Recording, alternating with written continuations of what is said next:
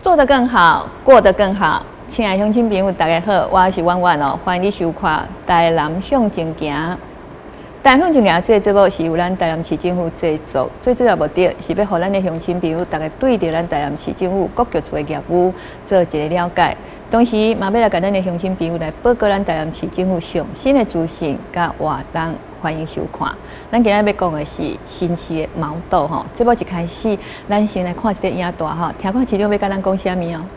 请揭晓。今年呢，迈入第12年，我们的新式毛豆节结合了这个我们毛豆入面的这个概念哦，用我们的台南好面再添一名生力军。已经进入第12档的新市毛豆节，在1月7号要以着幸福悠闲新世代做主题来举办。10月20号，新市农会就伫记者会顶头先来放出济的毛豆料理含着产品，以及新推出的毛豆拌面，和大家来见面。我们毛豆被称为叫做绿金的超值食物，所以新市农会把这样的超值食物跟现在最夯的拌面产品，把它研发出来。让我们的消费者能吃到一个既能满足又有健康的这个新的产品，就是我们新式的毛豆拌面。新市毛豆营养健康，含着农会用心，到场参加的黄伟德市长是相当的肯定。它是一个非常好的一个蛋白质补充剂哦。那我觉得其实多吃，你要说学音乐的孩子不会变坏，我们觉得多吃毛豆的孩子不会变胖，所以我们觉得它是一个非常好的一个食品。黄伟德同时也来感谢着农业局、新市农会以及台南应用科技大学，会当甲毛豆的产品多元化，让毛豆伫台南市的外销农产品顶头扮演重要的角色。我们也感谢新市农会，感谢台南应用科大，感谢许许多多的，还有我们农委会，还有我们农业局，因为他们精心研制，能把毛豆的产品应用多元化，不仅是入面，不仅是变成香松，或者是变成冰淇淋，很多的新的吃法，我们觉得其实都是值得我们一再尝试的，也提高了消费者对毛豆的这个兴趣跟他们的好奇。也欢迎大家从我们今天开始起跑的毛豆节，在11月7号有非常盛大的活动哦，都欢迎所有的朋友上我们的官方网站来报名，踊跃的参加。如果你若是去餐厅食饭那么咱时常拢会先来一盘小菜啦那么这一盘小菜呢，通常咱拢会食到这个毛豆咱乡亲朋友你可能唔知影咱这个毛豆伊虽然是小小一颗但是伊的营养价值非常的高啦尤其是伊的这个蛋白质很高一寡素食的人或者是讲减肥人，可能因为伊无食饱，那么呢这蛋白质就会欠缺那么这个时阵呢，咱的毛豆就是这素食的人，或者是讲减肥人，伊上好的这个营养这个蛋白质的这个补充啦所以这毛豆呢，佫有人讲是这个植物肉那么伫咱台南市咱新市遮咱种的这个毛豆呢，非常的优质伫这个所在呢，咱改称呼叫做绿钻石现在有这绿钻石的这个称号呢，因为咱台南市咱新市的这个毛豆伊销去到这个日本的时阵，伫日本非常的这个受欢迎到底呢，咱新市的这个毛豆是安怎有这大的魅力呢？咱今日邀请到嘛是非常有魅力的一个女人啦就是咱新市区的这个农会咱李美华总干事来跟咱乡亲朋友来做介绍总干事你好。各位朋友、各位观众，大家好，我是台南市新市农会总干事李美华。是，那么讲到这新市的毛豆啦其实我不晓得是没有印象还是怎么样，我怎么觉得以前较细汉的时候好像很少吃到毛豆等到我较大汉了，尤其是我都在讲咱去餐厅好像餐厅上一桌上那些小菜就是会有一盘毛豆。到底咱台湾进毛豆它这个历史是我们印象是很小以前就有了，还是最近这几年才开始有人在种？其实我们台湾种植毛豆已经大概有60-70年的历史了，对。我已经不知道。那早期种植毛豆可能还是我们主要会是以外销为主。不乖。所以台湾目前今年是毛豆外销日本的第50周年了。那但是我们的豆农呢，其实就是把这样子一个高经济价值的东西外销到日本去之后，自己在台湾那个底价就是去横里扣嘿。村呢？村呢？对。啊，咱台湾人较可怜。对，后来物件甲外销去日本，啊，毋过村呢，咱就家己食呢。啊，所以细汉的时候，咱就较无伫餐厅食到。所以我讲的嘛无毋对啦。对，只是我们就是因为外销去，咱台湾人家己无食到。对。哦，啊，现在为什么会变成咱台湾的迄个毛豆？是因为它大量生产嘛？它现在规个拢是大量的机械化生产，然后咱有改做有效的田间管理之外，然后咱今嘛就是发现，咱其实国民的生活品质嘛做好啊，哈，所以应该来在吃的方面，在饮食上可以来做提升，所以我们就开始在10几年前开始大力的向国人来推展这个超级食物毛豆。超级食物啦，因为哈，我一开始我有讲啊，这毛豆它的营养价值足高的哈，因为伊的迄个我知影伊的蛋白质哈，蛋白质足高的，尤其是咧他拄我咧讲的，有咧食菜啦，或者是讲吼有人减肥啦吼，这毛豆就会当补充伊的这蛋白质啦哈。那么毛豆伫咱新市家哈，咱的产量，我是说是不是它可能现在产量比较多啦哈，以前即无够通个食。吼，拢买外销，啊，即马吼，真有够通去食，有咱即个乡亲吼，咱即个岛内咱国内的人嘛买会到即个毛豆啦吼。那么目前吼，咱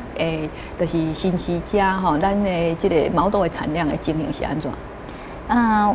我们台南市大概总共将近有100公顷的种植面积，那在我们台南新市就占了大概1半的这个种植面积。那我们在这个推广上面，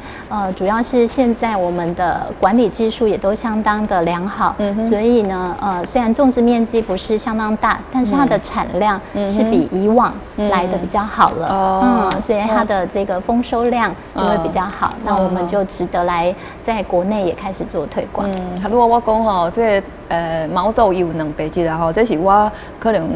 对毛豆的这个认识，我咧想咱总干事对毛豆的这个认识应该吼更加深入啦吼，是不是？甲咱乡亲朋友介绍一下吼，这毛豆吼除了讲蛋白质以外，啊，还有其他的这个营养素。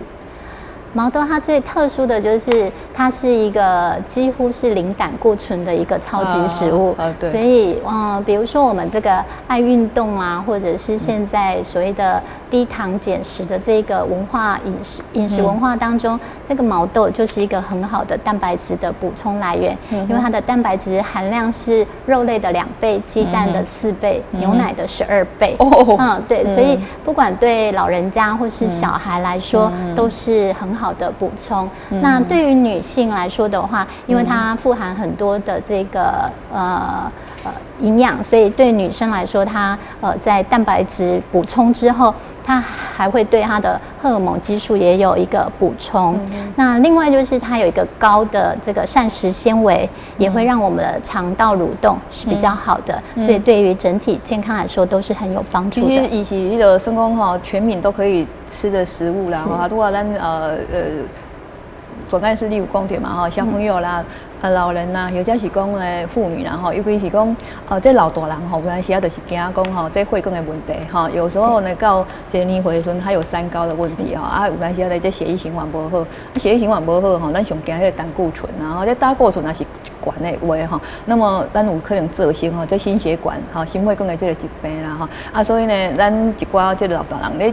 食的时当中呢，可能就是爱小可吼，安尼可能要注意一下吼，咱这个胆固醇的这个吸收。那么很多人咧讲，这毛豆它没有胆固醇哈，啊，还有蛋白质哈，尤其是今嘛人咧讲的肌少症哈，肌少症就需要这个蛋白质，然后所以咱老大人哈就要多吃一些这毛豆哈，尤其是这毛豆的产地的伫咱新市，我们在购买的时候，你讲产地愈近，咱咧购买的时候是不是伊的迄个价钱会愈俗啦？吼，咱来去买外销的，去买进口的，当然那进口吼那个价格就会比较高吼。啊，好多咱这个总干事跟我讲到，像这大豆内底有迄毛豆有大豆异黄酮，对着迄更年期的女性好，也可能需要这个雌激素哈。那么在更年期的女性呢，吃这个毛豆哈，对的更年期的这块症状可能也会有帮助啦哈。那么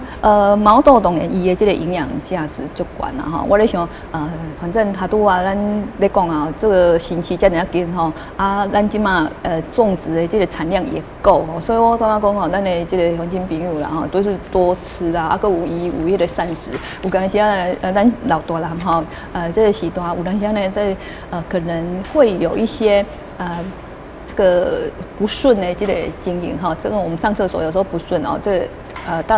毛豆也是很好的一个帮助了哈。那么咱咧讲到这个毛豆哈，就是讲我记得哈，之前也问过那个我们总干事哈，就是说毛豆它在收割啦，或是说它在收成的时候，跟一般的这些植物哈，而且讲这些农产品不太一样，它好像要特别很早就要去收割，是不是？给咱的乡亲做一个介绍好不好？我们毛豆它在采收的时候要在阳光还没有露脸之前，所以我们通常都会是在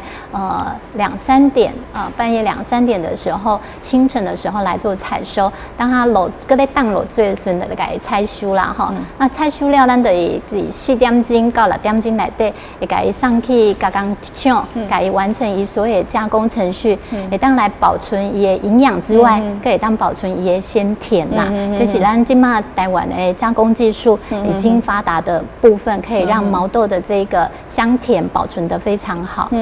那么就是讲，咱一般啊，起码我们较惊的就是比如讲农药的这个残留哦，这毛豆伊在种植的这个当中，它需要大量的农药吗？然后我们在采收的时候，咱采收落来的这个毛豆啊，咱讲有这个农药残留的这个困扰咱的毛豆即马对品种的改良上面哦，咱台湾一定做甲做好啊，所以咱的品种对于这个抗虫害部分吼，一定做甲袂歹啊。所以咱的用药的过程当中，其实用的药是非常少的哈。那而且要在未满的10天以前哈，咱就会先来改做农药的残留的测试啊哈。那它的残留量是在达到标准以下，咱它也来改采收，来改加工。所以你这个田间管理，咱即马一定拢做甲做好啊。所以咱这个农会就是有替咱的这个消费者做一个把关哈，伫咱这个农药的这个残留顶管哈，咱有做一个标准啊那么咱的这个民众买到咱的这个毛豆了我们就不用担心讲有迄农药残留的这种问题。那么咱他都有讲到，讲这个毛豆啦哈，咱大部分他如果你讲的讲小日本那我们在全球其他的国家，刚够有哪一些国家是买咱的这个毛豆？咱台湾的毛豆足有名的哈，所以咱除了外销80%里日本之外哈，美国啦、加拿大啦，或者是在东南亚，总共全球有24个国家，其实都有引进我们台湾的毛豆哈。那主要的原因就是我们台湾的毛豆的品质是比起其他几个国家来说品质更好，所以光在价格上面单价就大概是其他国家的1.5倍左右。对，所以在世界上是台湾的毛豆品质是很有保障的。所以它是算一个高经济的这个价值的这个农产品啦哈。那么我知影讲吼，咱他都有讲的，讲咱去到餐厅吼，桌顶就是有一盘这个毛豆哈，那个毛豆就是像这样子啦哈，就是这样，大概都是这个样子啦哈。那么咱除了讲安尼食以外啦哈，当然它一定还可以发展出更多哈多元的那种比如讲副产品啊，或者是讲多元的这些吃法哦，因为安尼嘛可以让提高到咱这农民伊的迄个经济价值嘛哈。那么这方面是不是咱总干事也帮我们介绍一下？咱的毛豆哈，最畅销的产品还是咱的经典毛豆啦，吼，对，大家对细汉食到大汉的。即摆咱台湾的品种改良上面很棒哈，所以咱即摆有一个新的叫茶豆，一食起来有一个特殊的香味啊哈，这也是我们这几年来非常火红的一个产品。那因为现在大家的饮食比较多元化哈，所以农会这边也开始开发了很多其他在不同的品项当中，让我们消费者可以来做选购的。比如说我们有这个毛豆香松，就是像肉糊安尼啊，老人袂当假车的时候，咱得当用毛豆香松来代替。像小孩子也是很适合。对，小孩子也是。那另外的话，我们也有出这个我们的毛豆，今年的这个最夯的产品就是我们的毛豆的拌面这样子。我们除了把毛豆入在面里面之外，我们里面有一包酱包，也是用我们的毛豆下去做的。那它就把毛豆取代淀粉，那减少淀粉的摄取量，用蛋白质来取代。那另外一个就是在我们这几年非常火红的，就是我们的毛豆香肠。那台湾人最爱加 N 层的啦，那 N 层它主要还是以肉类为主嘛，那我们还是希望它多点健康在美味当中。所以咱呢用台湾的国产猪肉之外，咱呢用咱家己的毛豆改入在我们的香肠当中，那所以它吃起来就会有多一分清爽在里面。那另外我们当然也会开发一些比较是休闲食品的部分，就我们开发了冰淇淋，最后囡仔人都爱吃这种冰淇淋哎。那另外我们也有开发出那个茶豆香酥，就是咱的饼之类的，所以咱的品项当中得当是家庭主妇啊，要煮饭的啦，咱的毛豆人啊，还是要腌菜啊，或是我们一般的消费者改当做零食来吃的，弄会当。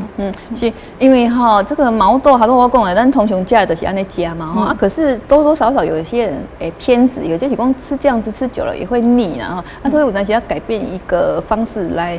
吃这个毛豆那么，比如讲，好多咱讲的面啦，那有时候吃饭不想吃，就吃面嘛，吃面的话，咱就用这个毛豆来代替咱的淀粉啦，像你好多讲的，像这香松有时候小孩子他们很小的时候，可能嘛袂使要煲，他们咀嚼能力不那好，比较是讲老大人他牙口也不好啦，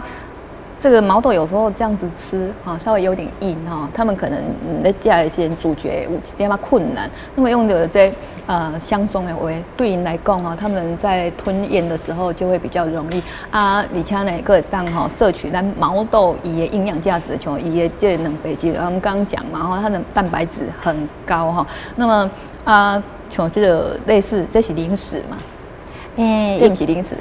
看起来很像零食。我们是都把它当零食吃，对，但是也可以把它入菜。是啊，对，对啊，就是说，用其他的方式咱买当摄取咱的这个毛豆的这个营养价值，是讲咱多样性每一个人伊选择他喜欢的这个样式去摄取咱毛豆的这个营养这一盒是什么？豆豆珠。这一盒豆豆珠就是咱有当时嘛是有送礼的需要啦所以咱就把咱的茶豆、把咱的毛豆、把咱的香肠组合成一个叫做遇见豆豆珠礼盒，让我们的消费者可以把我们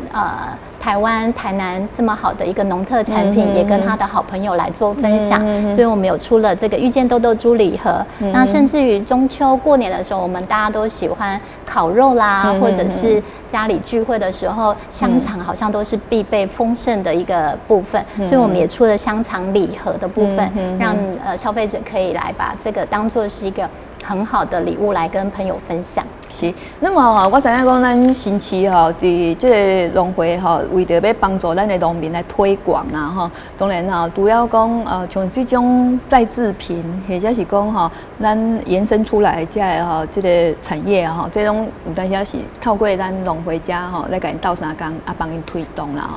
其他的我在想还有比如讲咱有办一个活动来帮助咱家的农民来销售这个毛豆，是不是嘛？跟咱的乡亲朋友来分享一下咱平时还有用过什么方式，还是讲办过什么活动？咱新市农会逐当拢有办一个毛豆节啦咱毛豆节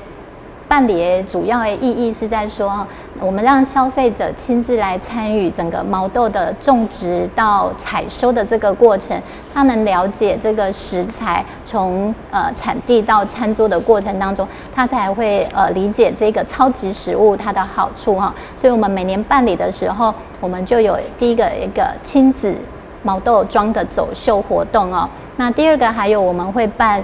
青少年的体验营，我们会在闯关活动当中让他把毛豆的知识加在这个闯关活动当中，让他借由游戏的方式来了解毛豆的知识。那甚至于我们也会开放我们的毛豆田，让我们的消费者还有我们的学童们可以进到毛豆田里面来进行采收的这个动作。那我们也为了做这个推广，我们也曾经办过这个代言人的这个选拔活动，所以我们有毛豆公主、毛豆小姐、毛豆先生的这些选拔。那在前年我们也办了毛豆甜点的比赛。那今年呢，我们就用一个毛豆微电影的方式，把这一个毛豆的部分跟我们在地的一些文化做一个串联，以电影的方式来做一个推广。他说咱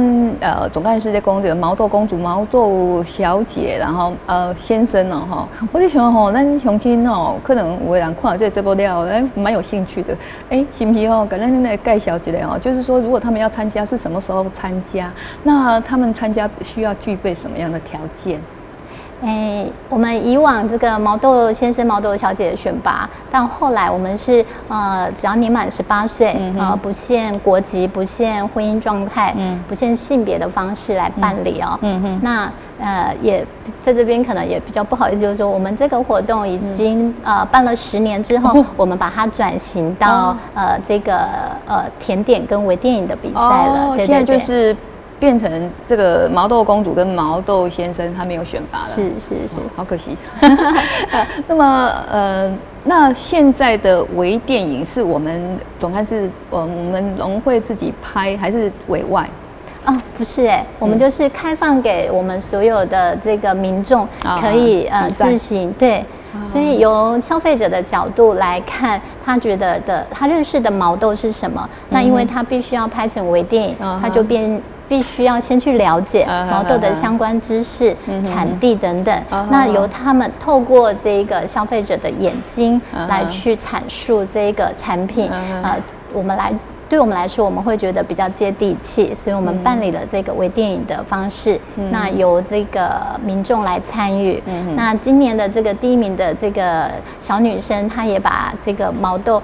用一个很轻快的歌曲来去表达，它包括它的产地跟它的这一些营养成分，所以我们觉得是一个很有意义的活动。因为每一个人角度不相像哈，那么每一个人都可以展现一个这些创意，然后有时候呢，你自己想的哈，就是可能就是会局限然后你让很多人都去发挥也这些创意，有时候你会很惊艳啊，就是说竟然有人会用这样的方式，从一个段过来，他就把它变成一首歌哈。那么后来的感觉讲很新鲜呐哈。那么今年因为一开始有疫情的关系，刚好去应用到咱毛豆这种销售，还是讲外销这方面刚好应用到？其实毛豆今年受疫情的影响其实不大反而是因为天气伤热，不落雨这个病虫害可能对人的影响较大啦所以疫情的部分其实反而增加了这个消费者对健康饮食的这个概念增加了，所以在这个部分的销售量是还是维持平稳的。那么但是咱这个毛豆啦，一般就是咱去菜市都买得嘛像这些的产品可能我们在外面的这个通路不太容易看得到咱的乡亲消费者是想要买话，他们要用什么各种管道来购买？那毛豆产品，其实在各大农会体系，或者是我们有一些这个经销商都可以买得到。那当然，如果可以现在大家都是流行这个网络购物的话，我们在这边也有设计了一个购物的平台，所以消费者也可以直接在我们的这个网络上面来做选购就可以了。那么今天咱感谢咱新市区咱这个农会总干事李美华总干事来跟咱乡亲朋友来介绍咱亲戚的这个毛豆最后咱总干事刚刚有什么话要跟咱乡亲朋友讲？各位消费者各位民众我们台南市政府呢，其实在我们农业上面给我们很多的资源，也帮我们推广了很多农业的相关产品。那在我们农会界这边，其实是可以有更多的农特产品给消费者理解的。那也欢迎各位民众呢一起来参与这个农业，发现农业的美好，跟农业可以提供给大家的各种健康知识。谢谢。那么未来咱农会加对着毛豆的这个推广，刚刚有什么新的计划？咱继续来吧，是拢会持续来做每年的这个毛豆节举办啊哈。那我们未来可能在很多的这个管道上面，我们也会来增加，让很多的消费者可以一起来参与，包括我们最近可能也会跟这个雄狮旅游来去做合作等等。在通路方面，我们也会做多元化的推广。像你讲跟雄狮旅游他们合作是怎么样的合作？雄狮旅游因为这个疫情的影响啦，所以他们现在开始推广我们的这一个台湾的这个毛豆农产品，旅游是坐轮船到我们绕岛的这个行程。那因为没有到外面去外海的关系，那它在里面就把我们台湾各个农特产品集合起来，做一个农特产品的销售。所以消费者在旅途的过程当中，我们都有习惯给零食，对，就是伴手礼啊等等这些的这个单楼啊这样子。那我们就是透过这个旅游的行程过程当中，就可以一起来做这个采购的动作。是，他多啊，咱总干事呢，给咱介绍这个毛豆，对咱来讲哈，我们毛豆其实咱的民众哈都不陌生啦哈，只不过是讲，咱对毛豆好像没有以前那么深入的去了解啊，咱对这个毛豆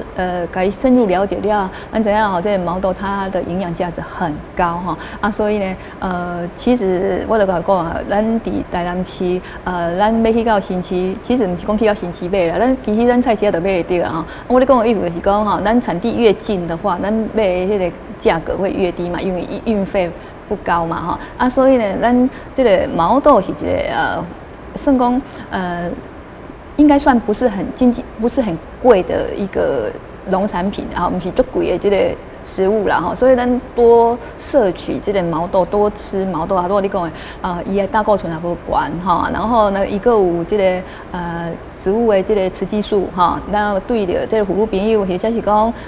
是大人哈，咱长辈来讲哦，他们实际上摄取的话哈，这个两倍几个多哈，那么很高，那么对着你的这个就有肌少症的人哈，我们多吃啊，无哈咱到有一个年岁时，加减掉那种一寡毛病啊，对着咱这个大长辈来讲哦，这毛豆应该没有什么可能较无有啥物哈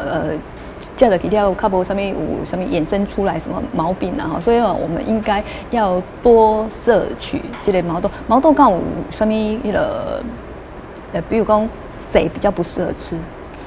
除非说医生有建议你不要吃大豆类的东西，那我们当然就需要避免毛豆的这一个进食。那如果医生没有强烈建议说不要使用大豆类的东西，一般民众其实都没有什么忌讳的。那么今日咱感谢咱台南市哈，咱新市区农会咱李美华总干事哈来给咱的乡亲朋友来介绍咱的这个毛豆，谢谢。那么嘛感谢咱乡亲朋友的收看，我是婉婉哦，咱台南向前行，我们下次见哦。